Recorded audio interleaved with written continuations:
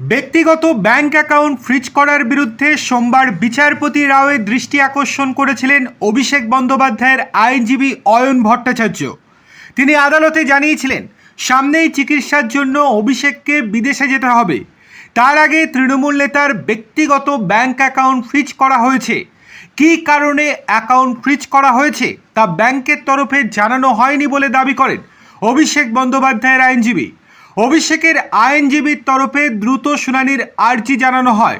ভারতীয় নাগরিক সুরক্ষা সংহিতার 107 নম্বর ধারা প্রয়োগ ছাড়াই কিভাবে ব্যাংক অ্যাকাউন্ট ফ্রিজ করা হতে পারে বা কী করে ব্যাংক অ্যাকাউন্ট ফ্রিজ করতে পারে তা নিয়ে প্রশ্ন তোলেন তিনি। অয়ন জানান, ওই ধারা অনুযায়ী পুলিশকে সংশ্লিষ্ট ম্যাজিস্ট্রেটের কাছে অ্যাকাউন্ট ফ্রিজ করার জন্য আবেদন জানাতে হয়, কিন্তু এক্ষেত্রে তা হয়নি বলে দাবি করেন অভিষেক বন্দ্যোপাধ্যায়ের আইনজীবী।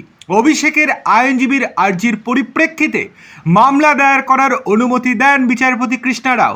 বিচারপতি জানতে চান অভিষেকের বিরুদ্ধে কোনো তদন্ত চলছে কিনা।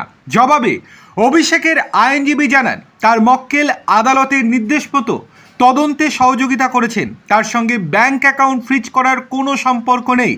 তারপরেই বিচারপতি মামলার সঙ্গে যুক্ত অন্য পক্ষকে নোটিশ দিতে বলেন, কিন্তু আজকে সেই মামলার শুনানি হওয়ার কথা থাকলেও শেষ পর্যন্ত সেই মামলাটি আজকে পিছিয়ে গেল।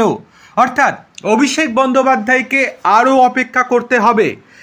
আদৌ তার অ্যাকাউন্ট খোলা হবে কিনা সেই নিয়ে এখনও কিন্তু সন্দেহ প্রকাশ করছে রাজনৈতিক বিশ্লেষকেরা।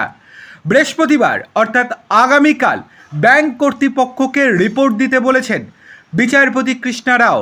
যদি আগামীকাল রিপোর্ট দেয় ব্যাংক কর্তৃপক্ষ, তবেই এই মামলার শুনানি আগামীকাল হবে, না হলে এই মামলার শুনানি পরশুদিনও হতে পারে।